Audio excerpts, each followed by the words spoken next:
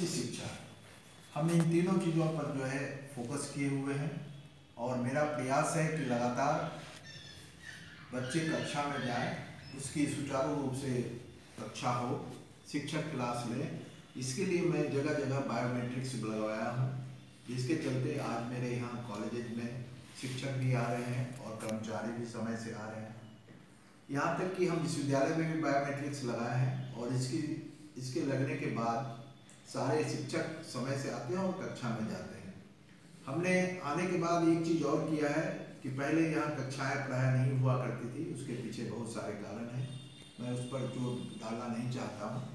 लेकिन हमने एक टेलीफोन नंबर अपना हमेशा ओपन रखा है और बताऊँ कि अभी अभी हमको एक टेलीफोन प्राप्त हुआ पूर्णिया कॉलेज से कि जूलॉजी के क्लास वहाँ नहीं हो रहे हैं, तो तुरंत हम उस पर संज्ञान लेते हैं और उस प्रिंसिपल को तथा वह शिक्षक को दूरभाष के माध्यम से तुरंत हम सूचना देते हैं कि आप क्यों क्लास नहीं ले रहे हैं।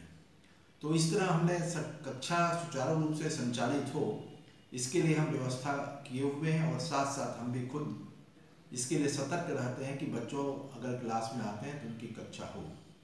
सबसे बड़ी उपलब्धि होती है किसी बिहार के विश्वविद्यालय में, हमारे यहाँ सभी विश्वविद्यालय में सेशन लेट चल रहे हैं, एकेडमिक सेशन, और परीक्षाएं भी करीबन 1 से 1.5 साल पीछे चल रही है। मतलब ये हुआ कि जो 17 की परीक्षाएं हैं वो 17 में होनी चाहिए, 18 की परीक्षाएं 18 में होनी चाहिए, लेकिन हमारे यहाँ सेशन करीबन 1 साल, जब हम आए थे उसमें 1.5 साल लेट चल रहा था। तो इस 6 महीने के दरमियान में हमने कई परीक्षाएँ ली जिनका कि पहले से ड्यू था, और अब इस स्थिति में हम पहुँच चुके हैं कि यह आपको बताएं कि दिसंबर 18 तक हम सारे परीक्षाओं का सेशन रेगुलर कर देंगे और सारी परीक्षाएं 18 का 18 में हम संपादित करेंगे और साथ साथ 19 से सेशन मेरा बिल्कुल रेगुलर होगा। और यह मैं समझता हूं कि इस विश्वविद्यालय के लिए सबसे बड़ी उपलब्धि होगी जो पिछले 25 साल से कभी भी नहीं हो पाया था। पीजी स्टूडेंट्स के लिए भी हमने लाइब्रेरी का जो है फिर से नए ढंग से उसका इनोवेशन किए हैं। वहाँ पर कर्मचारी नहीं थे, कर्मचारी को हमने दिया है। ऑटोमेशन की हम व्यवस्था कर रहे हैं कि लड़कों को लाइब्रेरी में किताब उपलब्ध हो और जब चाहे वह किताब को पढ़ सकता है और अपने इच्छा अनुसार किताब को निकाल भी सकता है कंप्यूटर की मदद से। साथ साथ ये भी बताऊंगा मैं कि पहले इस कैंपस में ही पीजी डिपार्टमेंट चला करते थे और हम लोग जब आए तो यहाँ से करीबन 3 किलोमीटर दूर जो हमारा विश्वविद्यालय का नया कैंपस है उसमें बिल्डिंग बना हुआ था, थोड़ी बहुत गड़बड़ियाँ थी, लेकिन क्लासेस वहाँ नहीं होते थे। क्लासेस यहाँ छोटे छोटे रूम में होते थे।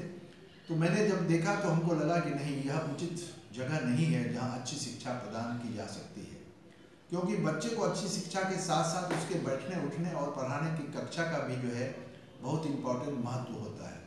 और यही कारण है कि हमारे यहाँ 2 बिल्डिंग बने हुए थे। एक बिल्डिंग में हमने जनवरी में हम उसमें साइंस फैकल्टी को हम जो है शिफ्ट करा रहे हैं और करीब करीब वो शिफ्ट हो चुका है। और उसके पहले 6 महीना पहले से हमने टोटल सोशल साइंस और कॉमर्स के पीजी क्लासेस को हमने एक नई बिल्डिंग में शिफ्ट किया है। वो कैंपस बहुत अच्छा डेवलप कर रहा है, आप अगर देखेंगे तो आपको भी लगेगा। सारी सुविधाएं लड़कों के लिए है, वहाँ भी बायोमेट्रिक्स हमने अटेंडेंस के लिए लगवा दिया है और लड़के अब काफ़ी उत्साहित होकर क्लास करने यहाँ आते हैं। एक और चीज़ मैं बताना चाहूँगा कि अभी लड़कों को, खास करके लड़कियों को बरसात के दिनों में कॉलेज जाने में थोड़ी दिक्कत होती थी, तो उस दिक्कत को ध्यान में रखते हुए हमने यहाँ के माननीय हमारे जो लोकल सांसद महोदय हैं उनसे हमने अनुरोध किया था कि बच्चों को क्लास जाने में बरसात के दिनों में काफ़ी दिक्कत होती है, तो उन्होंने भी एक बस का उपलब्धता कराई है विश्वविद्यालय को और हम समझते हैं कुछ प्रक्रिया उसमें बाकी है। उस प्रक्रिया को पूरी करने के बाद हम बच्चों के लिए बस का भी जो है प्रावधान कर दिए हैं कि लड़कों को क्लास जाने में शहर से कोई दिक्कत नहीं हो। मैं साथ साथ ये भी बताना चाहूँगा कि मैं जब आया था तो मैं समझता हूँ करीबन 1000 केसेस ऐसे पड़े हुए थे जो कि खास करके पेंशन वाले के लिए था, रिटायरमेंट बेनिफिट्स नहीं मिल रहे थे, लोगों में बड़ी परेशानी हो रही थी। तो हमने पेंशन अदालत लगवाया यहाँ और करीबन 300 आदमी उसमें आए हुए थे और सभी का एप्लीकेशन हमने लिया।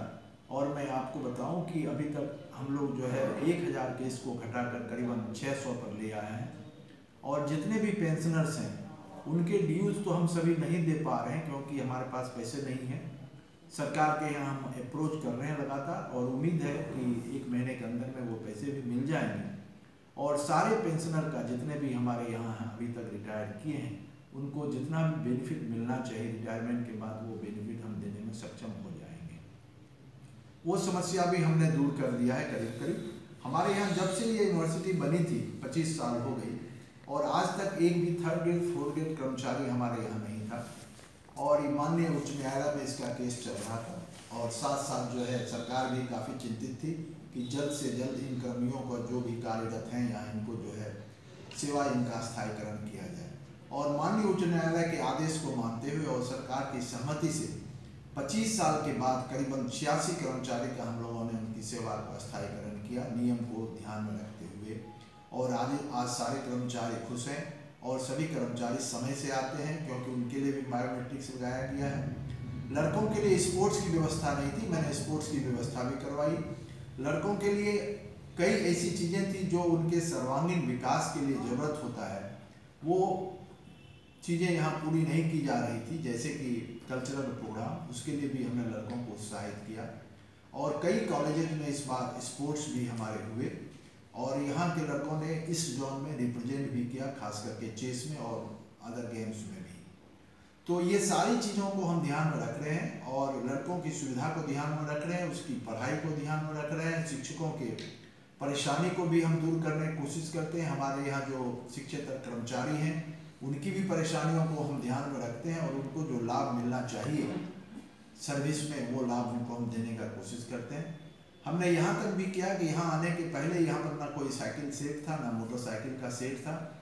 यहाँ जहाँ तहाँ ऐसे ही मोटरसाइकिल और गाड़ियाँ पड़ी रहती थी, उनके लिए हमने सेट की व्यवस्था करवाई। ऑफिसर्स के लिए अलग से हमने खेलने का कोर्ट बनवा दिया है, और कर्मचारियों के लिए भी अलग से खेलने के लिए ऑफ पीरियड में उसके लिए हमने जो है वॉलीबॉल का भी कोर्ट बनवा दिया है। यहाँ पर हमारे यहाँ जिम करीब मैं समझता हूँ कि 15 साल से ऐसे पड़े हुए थे, सारे इंस्ट्रूमेंट टूट रहे थे, सारे इंस्ट्रूमेंट को हमने ठीक करवा कर लड़कों को जिम की भी सुविधा हमने दी है।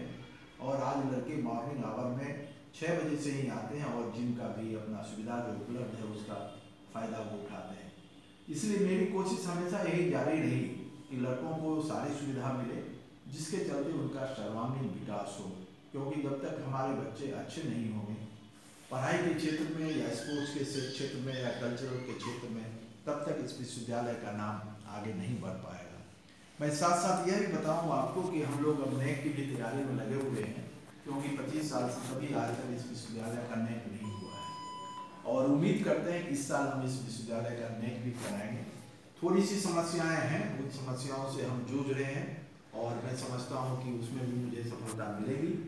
दूसरी बात यह है कि हमारे यहाँ पीजी कोर्सेज में कुछ नए कोर्सेज को भी हम चलाने का प्रयास करेंगे इस साल से, इस सेशन से।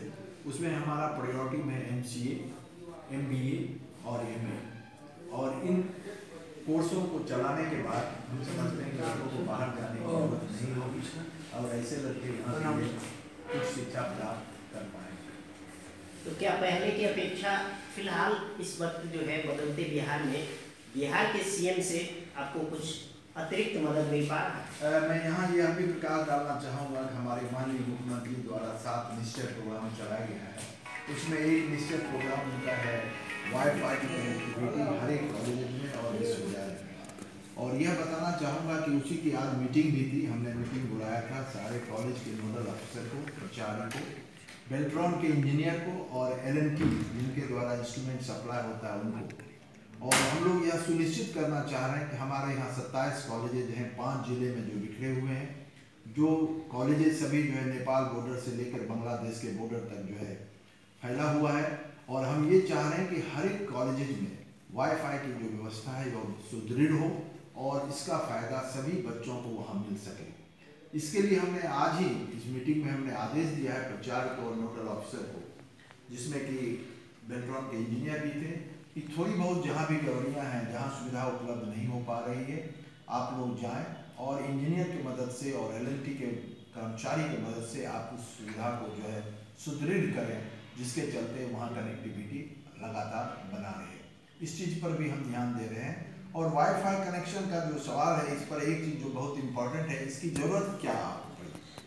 सबसे बड़ी बात है कि लड़के आजकल बड़ा फ्रेंडली हो रहे हैं, मोबाइल फ्रेंडली हो गए हैं, और कभी कभी सभी लड़कों के पास एंड्रॉयड मोबाइल्स रहते हैं और अननेसेसरी कॉलेज में भी इधर उधर भटकते रहते हैं। इससे बेहतर है कि वाईफाई की सुविधा को प्राप्त करते हुए अपना शिक्षा भी प्राप्त वो कर सकते हैं।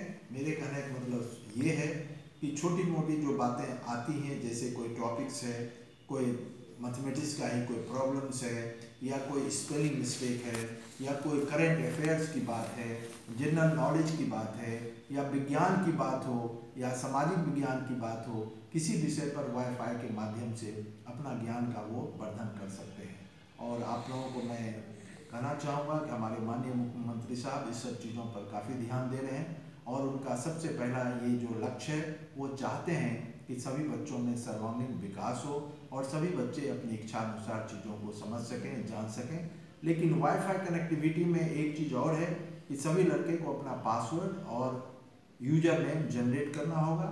इसके लिए हमने आदेश दे दिया है प्रिंसिपल को और नोडल ऑफिसर को, और हमने कहा है कि जगह जगह अपने कॉलेज परिसर में, महाविद्यालय के परिसर में आप पोस्टर लगाएं और लड़कों को समझ में आए कि नहीं, वाईफाई की एबिलिटी यहाँ है और उसका कैसे उपयोग करेंगे यह भी आपने बताया। इसलिए इस चीज़ के लिए हम राज्य के मुख्यमंत्री जी को बहुत बहुत धन्यवाद देना चाहेंगे, और उनके सूझबूझ के लिए, उनकी दूरदर्शिता के लिए कि विद्यार्थियों के लिए वो काफ़ी अच्छी सोच रखते हैं।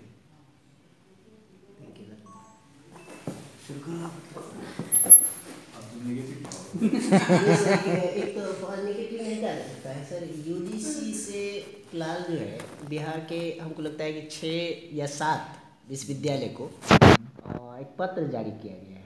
जो पहले जो पैसे दिए गए हैं उसका कुछ ये नहीं हुआ है या कुछ रह गया है इस बिंदु पर। और विश्वविद्यालय से आपके द्वारा राष्ट्रीय स्तर से भी कॉलेज सबसे यूटिलाइजेशन का डिमांड किया गया है, या तो क्या किया गया है इस दिशा में? क्या कुछ कार्रवाई की जा रही है, क्या पहल किया जा रहा है? बिल्कुल बताना चाहूँगा। शुरू करो। देखिए किसी भी सर बंद करो। नहीं, एक बार लाइट से हटा कैमरा लाइट ठीक, इसको ऑफ कर ना दीजिए। ठीक पकड़ लिया, रीस्टार्ट हो गया। देखिए किसी भी शिक्षण संस्थान का यह प्रायोरिटी में रखा जाता है हमेशा कि जब किसी भी स्रोत से, चाहे यूजीसी हो, चाहे बिहार सरकार हो, चाहे ऊषा से हो, या किसी भी संस्था से अगर कोई भी फंड मिलता है तो उसका यूटिलाइजेशन समय से जाना चाहिए। और समय से नहीं जाने पर क्या होता है कि उसको जो नेक्स्ट फंड मिलते हैं उसको मिलने में थोड़ी परेशानी हो जाती है। और बिल्कुल यह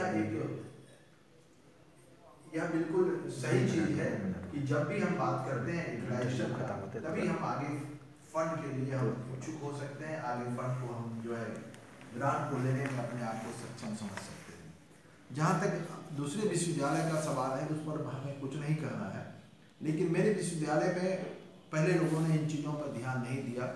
जब हम विश्वविद्यालय के विकास की बात सोचने लगे, जब विश्वविद्यालय के इंफ्रास्ट्रक्चर के डेवलपमेंट के लिए हम सोचने लगे, जब विश्वविद्यालय के लिए गर्ल्स हॉस्टल के लिए हम सोचने लगे, जब हम ऑडिटोरियम के लिए सोचने लगे, तो सबसे पहले मेरे मन में ये बात आई कि हम फंड कहाँ से प्राप्त कर सकते हैं।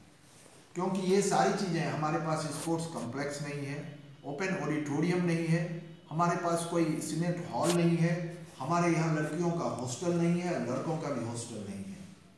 अब आप कहेंगे कि पहले 25 साल में इन चीज़ों पर लोगों ने ध्यान नहीं दिया होगा, उनकी कुछ मजबूरी रही होगी, मैं उस पर कोई भी प्रकाश नहीं डाल सकता हूँ। लेकिन हमने जब ध्यान दिया तो राज्य सरकार से हमने अप्रोच भी किया, तो उन्होंने कहा कि आपके यहाँ जो है 16 करोड़ करीबन 2009 में ही फंड यहाँ से रिलीज हुआ था, 16 करोड़ 44 लाख, जिसका यूटिलाइजेशन अभी तक हमको नहीं आया है।